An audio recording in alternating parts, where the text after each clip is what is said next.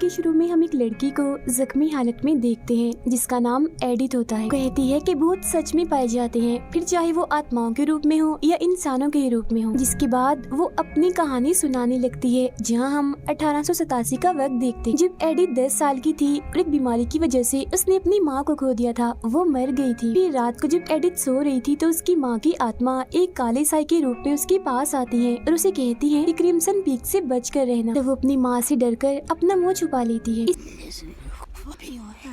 इसके बाद कहानी में हमें 14 सालों के बाद का वक्त दिखाया जाता है, जहां एडिथ अब 24 साल की हो गई थी। वो एक बहुत ही बड़े बिजनेसमैन की बेटी थी। एडिथ को लिखने का बहुत शौक था। इस वक्त भी वो एक नॉवल ही लिख रही थी, जिसको पब्लिशर ने छापने के लिए वो एक पब्लिशर से मिलने जाती है, जहां उसकी मुलाकात होती है अपने बचपन के दोस्त से जो एक डॉक्टर था। फिर जब एडिथ पब्लिशर से मिलती है तो उसे नॉवल बिल्कुल भी पसंद नहीं आता, क्योंकि उसमें भूत आत्माओं का जिक्र था। वो उसे कहता है तुम भूत प्रेत को छोड़कर प्यार मोहब्बत का नॉवल लिखो, मैं उसे पब्लिश करूंगा, वो लोगों को काफी पसंद आएगा। घर आकर ये बात वो अपने डैड को बताती है, जो आगे उसे नॉवल लिखने के लिए पेन तोहफे में देते हैं, जिसे एडिथ ले तो लेती है मगर कहती है कि अब मैं नॉवल पेन से नहीं लिखूंगी बल्कि टाइप करूंगी। जिसके बाद वो अपने डैड की ऑफिस में बैठकर टाइपिंग करने लगती है, जहाँ तभी एक लड़का आता है जिसका नाम थॉमस था। वो एडिथ को कहता है मैं आपके डैड से मिलने आया हूँ। तब वो उसे इंतजार करने का कहकर जाने लगती है, लेकिन जब थॉमस उसका नॉवल देखता है तो तारीफ कर देता है, जिससे एडिथ को काफी खुशी मिलती है। जिसके बाद यहाँ एडिथ के डैड आ जाते हैं। थॉमस उन्हें बताता है कि मैं एक प्रोजेक्ट पर काम कर रहा हूँ, मुझे एक बिजनेसमैन की तलाश है जो मेरे प्रोजेक्ट में पैसे लगाए। इसी सिलसिले में मैं आपसे बात करने आया हूँ। जहाँ बाद में वो एडिथ के डैड और बाकी बिजनेसमैन से मीटिंग करता है और सबको अपना प्रोजेक्ट जो एक मशीन थी वो दिखाता है,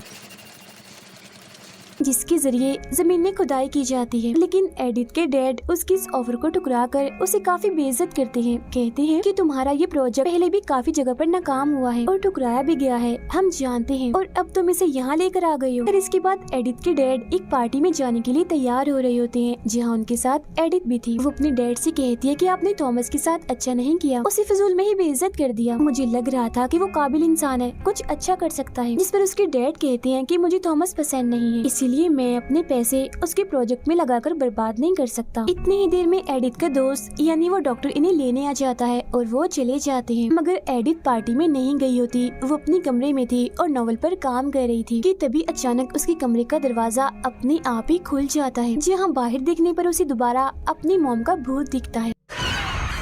वो डरकर दरवाजा बंद कर देती है, मगर फिर भी दरवाजे से गुजरकर उसकी मॉम अंदर आ जाती है और एडिथ को दोबारा से कहती हैं कि मेरी बात मान लेना, क्रिम्सन पीक से बच के रहना। एडिथ को कुछ भी समझ नहीं आती कि वो क्या कहना चाह रही है, मगर वो काफी डर गई थी। तभी उसके पास उसकी सर्वेंट आती है और उसे बताती है कि कोई थॉमस नाम का आदमी आपसे मिलने आया है। जब वो उसे मिलती है तो थॉमस उसे पार्टी में चलने का कहता है, जिसके बाद दोनों मिलकर उस डॉक्टर की पार्टी में जाते हैं। यहीं पर थॉमस की बहन भी थी। यहाँ हम साफ साफ देख पा रही थी कि वो एडिथ को पसंद करने लगा है और उसे अपने साथ डांस करने का कहता है। जहाँ थॉमस की बहन पियानो बजाती है तो वो दोनों डांस करने लगते हैं। अगली सुबह एडिथ के डैडी एक आदमी को अपने पास बुलाते हैं जो एक जासूस था। वो उसे थॉमस और उसकी बहन की सारी डिटेल्स लाने का कहते हैं। एडिथ अपने डॉक्टर दोस्त से मिलने जाती है, जहाँ वो उसे कुछ चीजें दिखाता है और कहता है कि तुम थॉमस और उसकी बहन से होशियार रहना, वो लोग अच्छे नहीं हैं। फिर अगली सीन में हम देखते हैं कि एडी थॉमस और उसकी बहन से मिलने एक पार्क में गई है। यहाँ साइड पर ले जाकर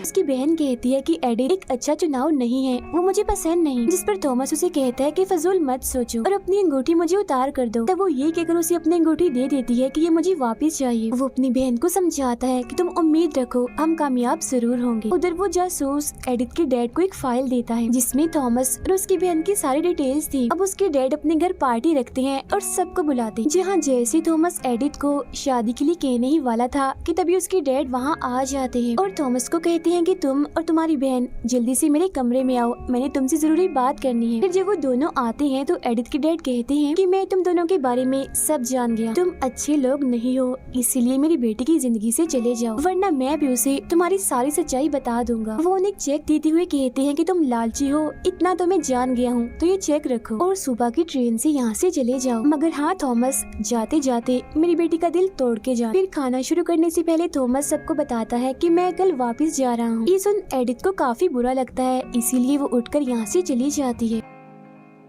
थॉमस उसके पीछे जाता है और कहता है कि तुम नहीं जानती प्यार क्या है, प्यार में दिल टूटने के बाद क्या होता है तुम्हें जरा भी अंदाजा नहीं है। तो तुम्हारे साथ रहकर मेरा दिल ही टूटेगा। और हाँ, तुम प्यार मोहब्बत वाले नॉवल को छोड़कर अपनी बकवास डरावने नॉवल ही लिखो। ये सुन एडिथ को काफी गुस्सा आ जाता है और वो उसके मुंह पर थप्पड़ मारती है। फिर अगले दिन जब एडिथ के डैड वॉशरूम में शेव कर रहे थे कि तभी अचानक कोई अनजान शख्स आता है और उन्हें पीछे से पकड़ लेता है। वो उनका सर बार बार बेसिन पर पटकता है और आखिरकार उनकी जान ले लेता है। उधर एडिथ को थॉमस का खत मिलता है जिसमें उसने लिखा था कि मैंने रात को जो भी कहा वो अपनी मर्जी से नहीं कहा, बल्कि वो सब तुम्हारे डैड ने बोलने के लिए कहा था मेरे गरीब हालात की वजह से। वो यही चाहते थे कि मैं तुम्हारा दिल तोड़ दूं, लेकिन मैं जानता हूँ कि ऐसा होने से मेरा दिल भी टूटा, मगर फिर भी मैं हमेशा तुमसे प्यार करता रहूंगा। ये पढ़कर वो फौरन थॉमस के होटल जाती है जहाँ उसे पता चलता है कि वो तो सुबह ही जा चुका है। जो सुन वो काफी उदास हो गई थी और रोने लगती है, मगर तभी उसके सामने थॉमस आ जाता है, बताता है कि मेरी बहन चली गई है, मैं नहीं गया, आखिर मैं कैसे तुम्हें छोड़ के जा सकता। दोनों एक दूसरे को अपने अपने प्यार के बारे में बताते हैं कि तभी इधर लॉयर आ जाता है जो एडिथ को बताता है कि आपके डैड नहीं रहे, एक हादसे की वजह से उनकी मौत हो गई है। जो सुन एडिथ काफी टूट जाती है और फूट फूट के रोने लगती है। और उन्हें दफन करने के बाद एडिथ और थॉमस शादी कर लेते हैं, जिसके बाद वो इंग्लैंड आ जाते हैं जहाँ थॉमस रहता था। वो यहाँ एक काफी पुराने महल में रहा करता था। दोनों जब घर पहुँचते हैं तो थॉमस एडिथ को अपने एक नौकर से मिलवाता है, जिस पर वो कहता है जानता हूँ सर, ये आपकी वाइफ है और आप लोगों की शादी को काफी वक्त हो गया है ना। जो सुन एडिथ को काफी हैरानी होती है, मगर थॉमस उसकी बात टालकर एडिथ को अंदर ले आता है। महल अंदर से काफी पुराना था, उसकी छत और फर्श टूटा हुआ था। एडिथ खड़ी होकर जब पूरे महल को देख रही थी तो उसे ऐसा एहसास होता है जिसे कोई उसके पीछे से गुजरा हो और उसे आवाज लगाई हो। वो जब चेक करने जाती है तो उसे लिफ्ट से एक औरत ऊपर जाती हुई दिखाई देती है। वो इस बारे में थॉमस को बताती है, मगर वो उसकी बात टालते हुए कहता है कि तुम्हारा वहम है, बस एक बात सुन लो, बेसमेंट में कभी मत जाना। तभी इधर थॉमस की बहन आकर उनसे मिलती है। एडिथ उससे घर की चाबियां मांगती है, मगर वो देने से इनकार कर देती है। फिर जब एडिथ नहा रही थी तो उसे वहाँ एक साया दिखता है। कपड़े पहनकर जब वो वापस आ रही थी तो उसके पीछे भी हम एक काफी डरावने भूत को देख पाते हैं, जिसे जैसे एडिथ देखती है तो वो वहाँ से गायब हो जाता है। जब वो बाहर आती है तो थॉमस उसे चाय देता है जिसमें उसने कुछ मिलाया था। फिर जब वो सोने लगती है तो उसे म्यूजिक की आवाज आती है। वो जब चेक करने जाती है तो देखती है कि थॉमस की बहन पियानो बजा रही है। वो उसे अपनी माँ की तस्वीर और लाइब्रेरी दिखाती है। फिर वो एडिथ को कहती है कि थॉमस से जरा दूर ही रहना और बस अपना ख्याल रखना। जो सुन एडिथ को काफी हैरानी होती है कि आखिर वो ऐसा क्यों कह रही है। उधर उस डॉक्टर को एडिथ के डैड की चेक बुक मिलती है, जिससे उसे पता चलता है कि उन्होंने आखिरी चेक थॉमस को दिया था, जिससे उसे थॉमस पर शक होने लगता है। एडिथ थॉमस के पास जाती है जहाँ वो काम कर रहा था। वो दोनों अभी साथ में ही थे कि तभी इधर थॉमस की बहन आ जाती है और एडिथ को चाय पिलाती है, जिसमें उसने भी कुछ मिला दिया था। रात को जब एडिथ सो रही थी तो अचानक से उसके पेट में दर्द होने लगती है। वो उठती है तो देखती है कि थॉमस उसके साथ नहीं है। वो जब थॉमस को ढूंढने जाती है तो उसे एक अलमारी दिखती है, जिसे खोलने पर उसके अंदर एक बॉक्स था जिसमें कुछ टेप्स पड़ी हुई थी। तभी अचानक वहाँ जमीन को चीरते हुए एक भूत बाहर आता है जो बेहद ही डरावना लग रहा था। उसे देख एडिथ काफी डर गई थी और अपनी जान बचाने के लिए लिफ्ट के जरिए नीचे बेसमेंट में आ जाती है। वहाँ उसे एक काफी बड़ा बॉक्स मिलता है जिस पर इनोला लिखा हुआ था, लेकिन वो बंद था, जिसकी चाबी थॉमस की बहन के पास। अगले दिन थॉमस अपनी मशीन पर काम कर रहा था जहाँ तभी उसके पास एडिथ आती है और रात वाली बात उसे बताने लगती है, मगर वो उसकी बात नहीं सुनता और मजीद उसके सवालों से बचने के लिए जानबूझकर अपना हाथ मशीन में दे देता है। फिर जब एडिथ उसके हाथ की पट्टी कर रही थी तो वो उसे बताता है कि मेरी मशीन लाल रेत भी निकालती है, जिसकी वजह से यहाँ की बर्फ भी लाल हो जाती है, इसीलिए यहाँ की जमीन को क्रिम्सन पीक कहा जाता है। ये सुन एडिथ के होश उड़ जाते हैं। वो काफी हैरान हो गई थी क्योंकि उसे अपनी माँ की आत्मा की बात याद आ जाती है, जो बार बार उसे क्रिम्सन पीक से ही बचने का कह रही थी। उधर लॉयर डॉक्टर को अपने पास मिलने बुलाता है और कहता है कि एडिथ ने मुझे कहा है कि मैं उसकी सारी दौलत इंग्लैंड में भेज दूं, जहाँ वो थॉमस के साथ रह रही है। तब डॉक्टर उनसे कहता है कि मुझे थॉमस पर शक है, तो अभी आप रुक जाइए। शक का नाम सुनकर लॉयर उसी जासूस के बारे में बताता है और कहता है कि अगर कुछ ऐसा तुम्हें लग रहा है तो जासूस से मिलो, वो थॉमस के बारे में जानता है। फिर जब एडिथ सो रही थी तो उसे सपने में फिर से कोई आत्मा दिखती है, जिससे डरकर वो जाग जाती है। देखती है कि थॉमस आज भी उसके साथ बेड पर नहीं है। तभी उसे ऐसा महसूस होने लगता है जैसे आत्मा उसके कमरे में ही है। तब वो कहती है कि अगर तुम सच में यहाँ हो तो मेरा हाथ छूकर मुझे अपने होने का एहसास दिलाओ। उसका ये कहना ही था कि तभी वो आत्मा उसका हाथ पकड़ के उसे नीचे गिरा देती है। इसके बाद उसे वॉशरूम में से भी अजीब सी आवाज आती है। जब ये चेक करने उधर जाती है तो बड़ा ही अजीब नजारा देखती है कि एक और आत्मा बार टब में बैठी हुई है जिसके सर में चाकू घुसा हुआ है। फिर वो आत्मा धीरे धीरे उठकर एडिथ की तरफ ही आने लगती है और कहती है कि चली जाओ यहाँ से, उसका खून तुम्हारे हाथों ही होगा बस।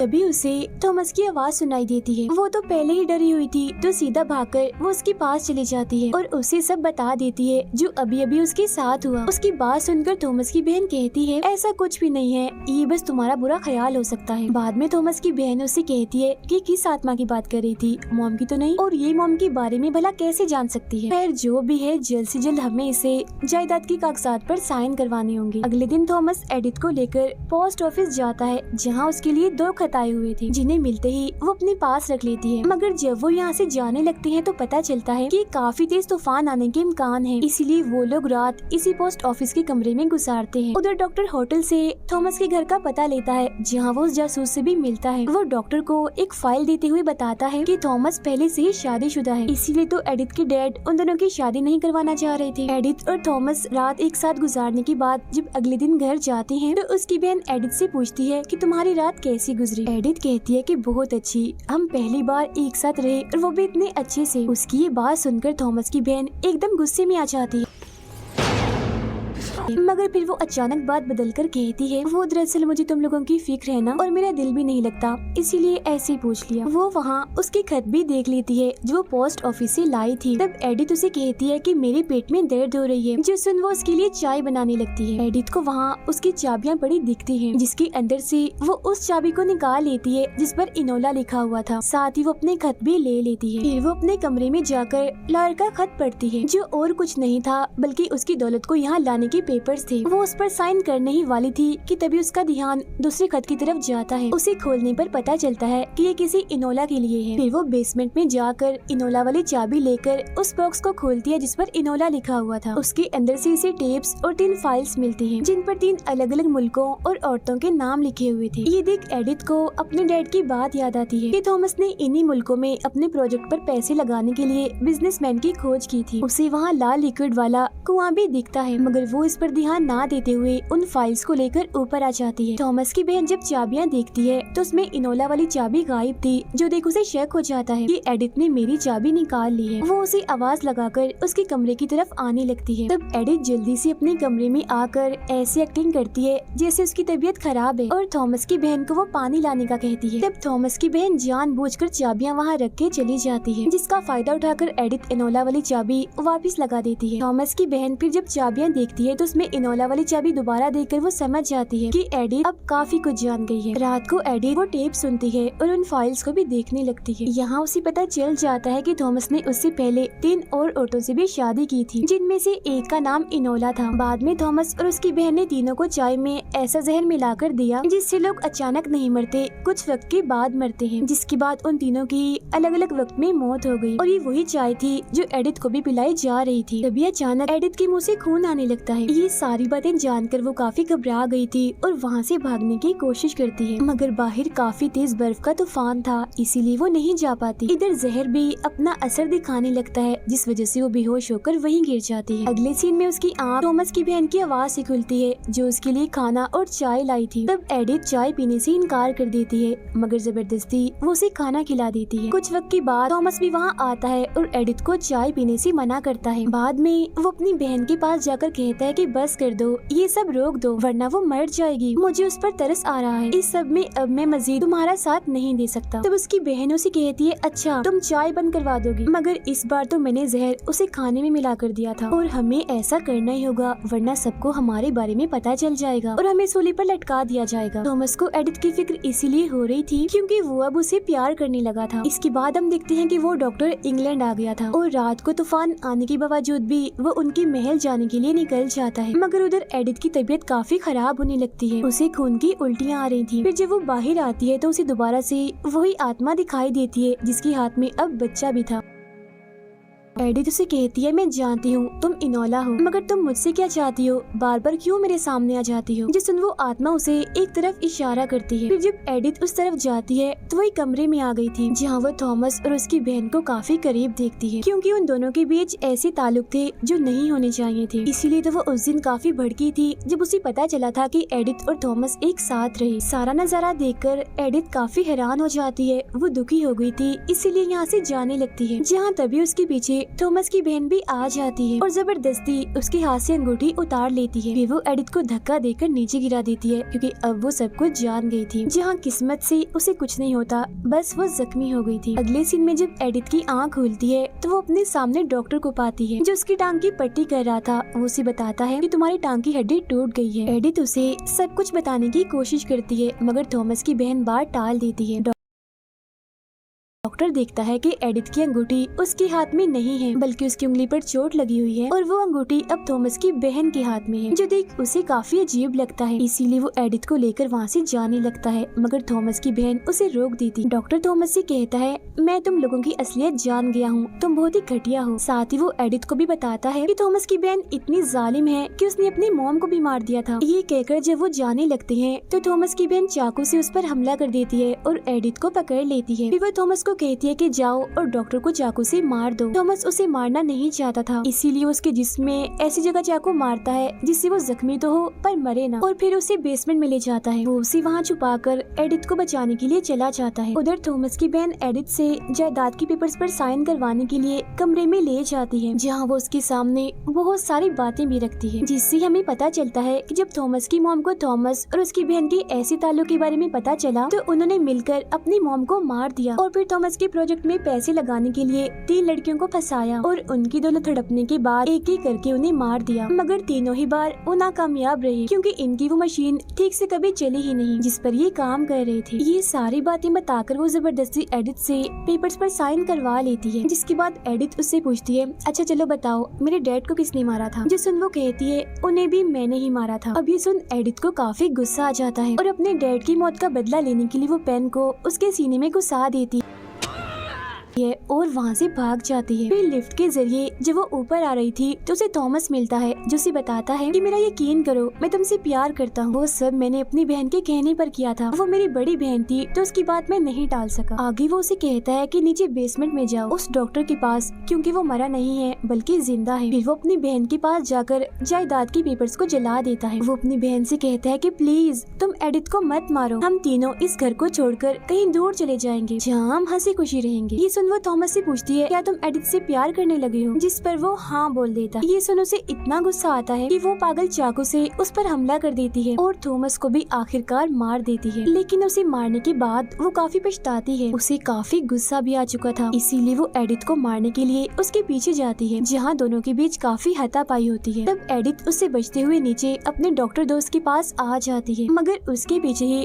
थॉमस की बहन भी आ जाती है और बड़ा वाला चाकू निकालती है जिससे उसने अपनी मॉम को मारा था। जैसे ही वो उस पर हमला करने वाली होती है तो एडिथ उसे बचकर बाहर आ जाती है, जहाँ दोनों के बीच काफी मुकाबला होता है। लेकिन तभी इधर थॉमस की आत्मा आ जाती है, जिसे देख उसकी बहन जज्बाती हो जाती है और रोने लगती है। इस चीज का फायदा उठाकर एडिथ बेलचे से उस पर हमला कर देती है। उस पर वो बार बार हमला करके आखिरकार उसका काम तमाम कर देती है। इसके बाद कहानी वापस वहीं आ जाती है जहाँ से शुरू हुई थी, जहाँ एडिथ ने कहा था कि भूत सच में पाए जाते हैं। वो फिर अपने डॉक्टर दोस्त के साथ यहाँ से चली जाती है, जिसके बाद थॉमस की बहन की आत्मा बाकी आत्माओं के साथ उसे खंडर महल में फंस जाती है, क्योंकि वो कभी भी इस जगह को छोड़ के जाना नहीं चाहती थी। इसके बाद हम देखते हैं कि एडिथ के साथ जो कुछ भी हुआ वो उस पर एक किताब लिखती है, जिसका नाम वो क्रिम्सन पीक ही रखती है और इधर ही ये कहानी खत्म हो जाती है।